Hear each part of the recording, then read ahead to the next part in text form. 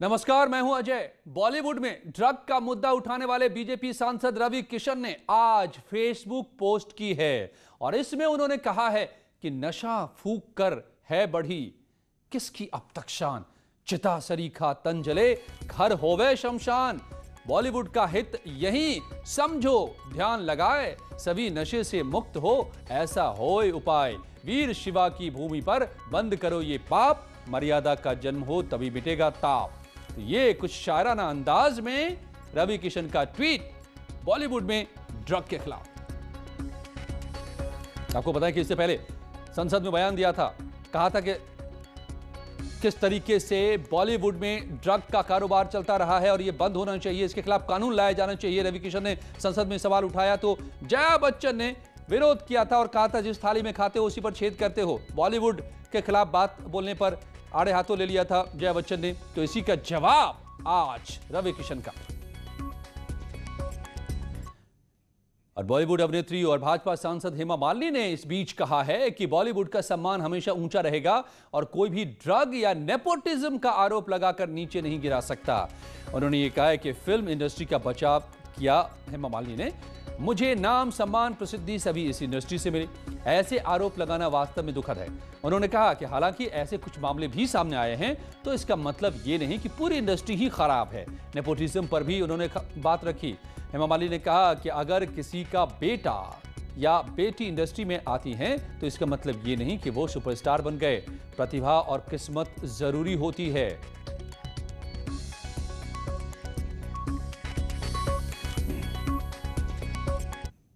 वहीं कंगना रनौत ने इस मामले पर ट्वीट किया और जया बच्चन पर सीधा तंज किया। कहा, कौन सी थाली दी है जया जी और उनकी इंडस्ट्री ने, जिसमें 2 मिनट के रोल के लिए आइटम नंबर्स और एक रोमांटिक सीन मिलता था, और वो भी हीरो के साथ सोने के बाद। बड़ा खुलासा किया है कंगना ने, बड़ा हमला किया है। मैंने इस इंडस्ट्री को फेमिनिज्म सिखाया, ये भी कंगना रनौत ने लिखा है। थाली देशभक्ति नारी प्रधान फिल्मों से सजाई, ये भी कंगना रनौत ने लिखा है। ये मेरी अपनी थाली है जया जी, आपकी नहीं है। और भोजपुरी फिल्म स्टार दिनेश लाल यादव निरहुआ ने रवि किशन का समर्थन करते हुए ट्वीट किया है। उन्होंने कहा है कि गोरखपुर के माननीय सांसद बड़े भैया रवि किशन जी ने कुछ गलत नहीं कहा। कुछ लोगों को इतनी मिर्ची क्यों लग रही।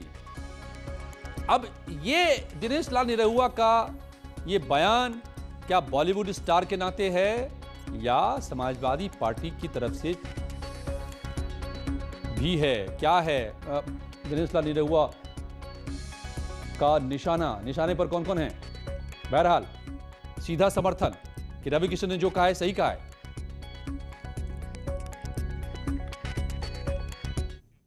और ये सारा बवाल जो खड़ा हुआ है, जया प्रदा ने इस पर क्या कहा है, ये भी सुन लीजिए। किशन जी और जया जी के बीच में जो बहस हुई है, मतलब अपने अपने बात रखने की कोशिश कर रहे थे, लेकिन सबसे पहले मैं रवि किशन जी द्वारा युवाओं को ड्रग्स से बचाने के लिए उन्होंने जो बात रखी है, मैं उनको समर्थन करती हूँ। क्योंकि कहीं ना कहीं हम लोगों को इस ड्रग्स के लिए हम एक आवाज़ उठाना ज़रूरी है और ड्रग्स को रोकना बहुत ज़रूरी है और युवाओं को बचाना बहुत ज़रूरी है। हम लोग ज़्यादातर इसको हर चीज़ पे हम राजनीति करने की कोशिश करते हैं।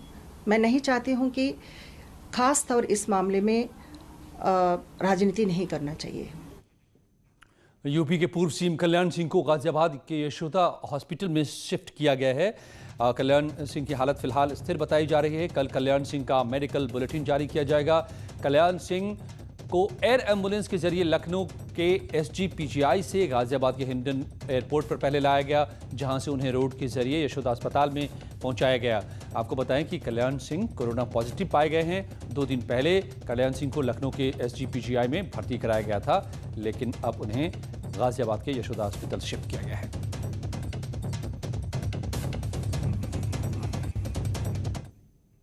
और महोबा में मृत व्यापारी इंद्रकांत त्रिपाठी के घर एसआईटी की टीम पहुंची। परिजनों और व्यापारी के बिजनेस पार्टनर से पूछताछ की जा रही है। इंद्रकांत मर्डर केस में अब जांच तेज होती नजर आ रही है। एसआईटी को परिजनों और पार्टनर से कई अहम सुराग मिलने की उम्मीद है। विजय सिंह मीणा, सुलभ माथुर, AK त्रिपाठी हत्याकांड और भ्रष्टाचार मामले की जांच कर रही है ये टीम। करबई थाना कस्बे का मामला।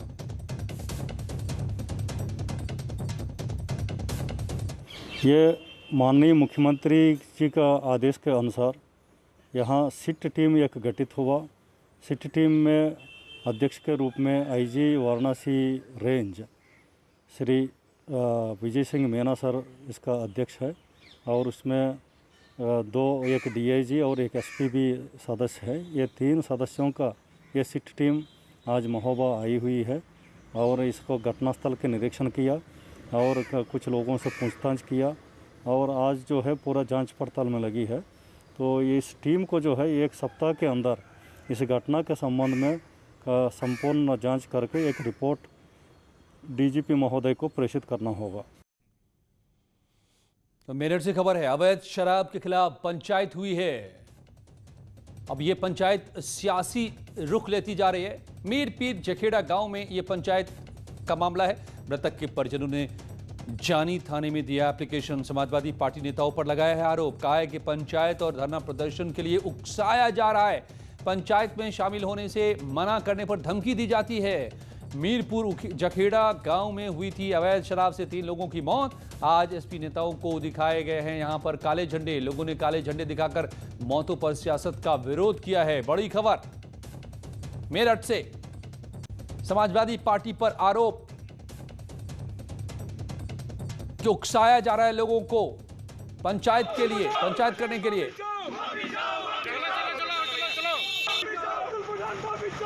तो मेरठ में महापंचायत के विरोध में SP नेताओं को काले झंडे दिखाए गए। ये भी तस्वीर आप देख रहे हैं। मीरपुर जखेड़ा गांव के लोगों ने काले झंडे दिखाए। अवैध शराब के खिलाफ हो रही थी महापंचायत। पीड़ित परिवार के लिए मुआवजे की मांग कर रहे हैं लोग। जखेड़ा गांव में अवैध शराब से हो चुकी है 3 लोगों की मौत, लेकिन अब इस पर जबरन सियासत करने का आरोप।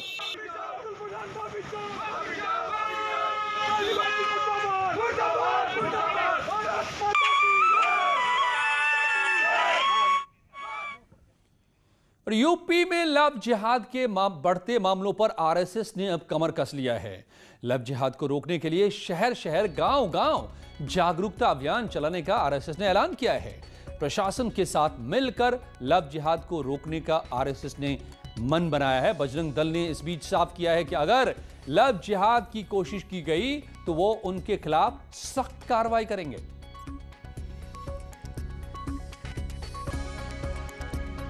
ऐसे में उनका जो खेल चल रहा है, इस खेल को रोकने के लिए बजरंग दल ने भी कमर कसा है। अब उसको देखेगा भी, टोकेगा भी, रोकेगा भी, शासन प्रशासन को सूचना भी करेगा और आवश्यकता पड़ेगी तो अगर ठोकने का भी काम होगा तो ठोकने का भी वो बजरंग दल उससे पीछे नहीं हटेगा। बागपत के बालेनी पहुंचे अखिल भारतीय संत परंपरा के राष्ट्रीय अध्यक्ष नरसिंहानंद महाराज ने मुस्लिम की बढ़ती आबादी और लव जिहाद मामले को लेकर विवादित बयान दिया है। उन्होंने कहा कि जनसंख्या नियंत्रण कानून बनाने से कोई फायदा नहीं है। अब हिंदुओं को ज़्यादा से ज़्यादा बच्चे पैदा करने होंगे और सभी हिंदुओं को हाथों में शस्त्र उठाना पड़ेगा। और जिस हिंदू के हाथ में शस्त्र नहीं वो हिंदू नहीं माना जाएगा, क्योंकि जल्द ही देश में गृहयुद्ध छिड़ने वाला है।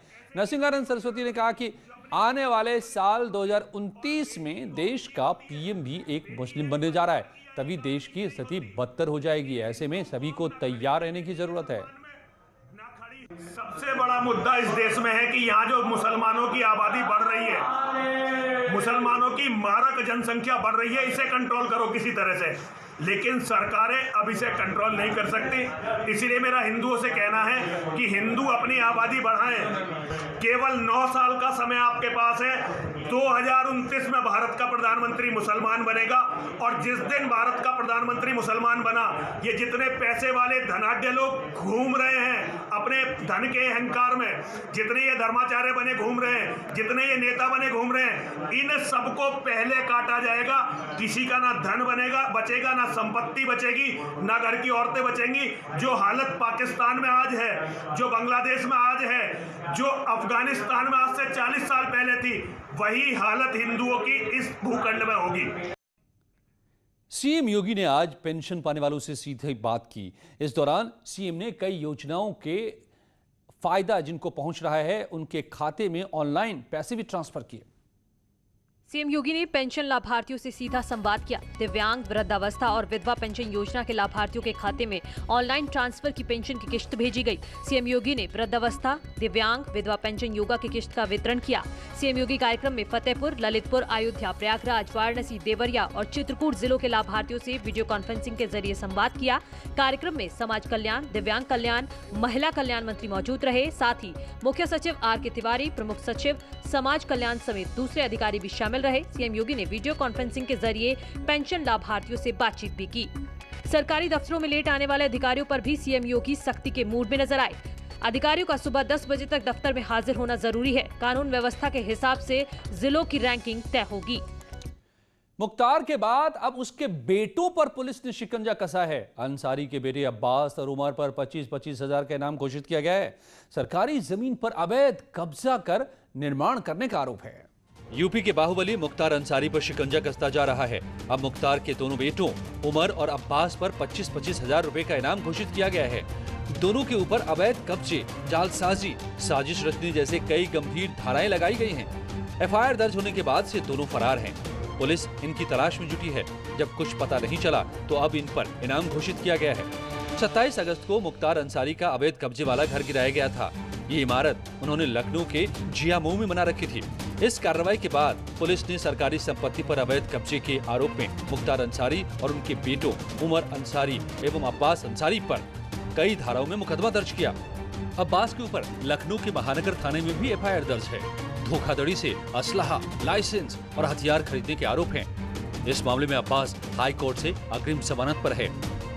उधर मुख्तार अंसारी को भी अब वारंट पर लखनऊ लाने की तैयारी है। रोपड़ जेल से मुख्तार को लखनऊ लाया जाएगा।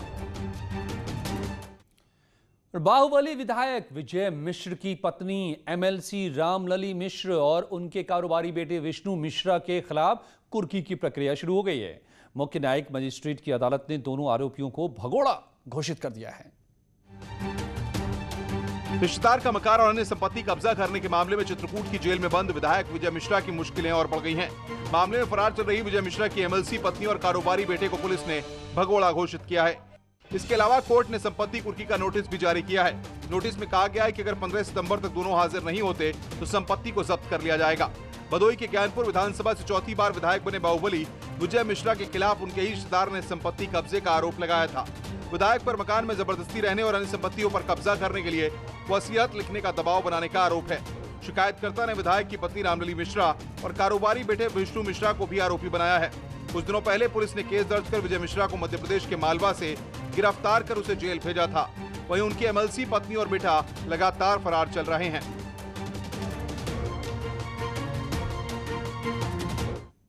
प्रयागराज में बाइक सवार बदमाशों ने युवक को गोली मार दी। चाय की दुकान पर वो बैठा हुआ था। युवक पुरानी रंजिश में गोली मारने की बात सामने आ रही है।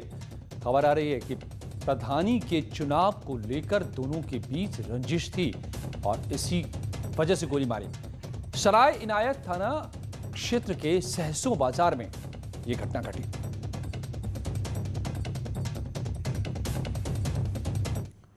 ग्रेटर नोएडा में पकड़े गए अलीगढ़ वाले लुटेरे। आपको बड़ी खबर बताएं, मुठभेड़ में तीनों बदमाशों को गोली लगी है। अलीगढ़ में ज्वेलरी शॉप में बड़ी लूट की वारदात को अंजाम दिया गया था और ये बदमाश ग्रेटर नोएडा में पुलिस के हत्थे चढ़े हैं। मुठभेड़ के बाद तीनों बदमाशों को गोली लगी है। अलीगढ़ में ज्वेलरी की शॉप में लूटपाट की थी। बदमाशों के कब्जे से ज्वेलरी और 3 तमंचे मिले हैं। माल बेचने की फिराक में ये नोएडा पहुंचे थे। थाना 39 क्षेत्र में नाले के पुश्ते पर यह मुठभेड़ हुई। ये बड़ी कामयाबी नोएडा पुलिस के लिए। ये बड़ी लूट थी। अलीगढ़ में हाल ही में लूट की वारदात को अंजाम दिया गया था। आप तस्वीर देख रहे हैं किस तरीके से ये बदमाश घुसे हैं और पूरी दुकान को लूट कर चलते बने थे।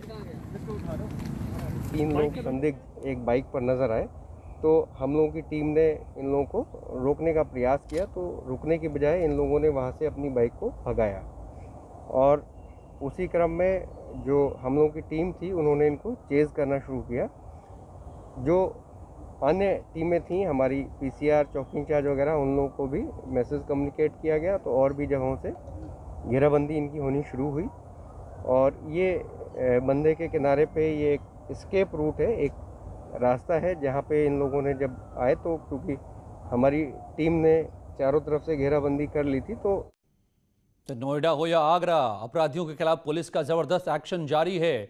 आगरा में कुख्यात रिंकू सरदार की संपत्ति सीज की गई है। पुलिस और प्रशासन की टीम ने करोड़ों रुपए की संपत्ति को सीज किया है। रिंकू सरदार पर सट्टे और जुए के कई मामले दर्ज हैं, लिहाजा पुलिस ने गैंगस्टर एक्ट के तहत संपत्ति को जब्त कर लिया है।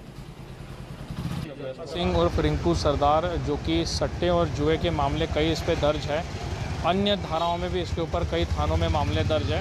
इसमें गैंगस्टर एक्ट पंजीकृत हुआ था और श्रीमान जिलाधिकारी महोदय के आदेशानुसार 14(1) की जो इसमें कार्रवाई की जाती है, उसके अंतर्गत जो भी इसकी प्रॉपर्टीज़ हैं, जो अवैध तरीके से जो पैसे उसने कमाए, उसमें से जो प्रॉपर्टीज़ उसने खरीदी है उसको चिन्हित करके उसकी जब्तीकरण की जो कार्रवाई हो यहाँ पे की जा रही है। तो गैंगस्टर एक्ट के तहत समूचे सूबे में बदमाशों की संपत्तियों को सीज किया जा रहा है ताकि उनकी कमर टूट जाए। लौटते हैं कुछ ही पलों में और खबरों के साथ।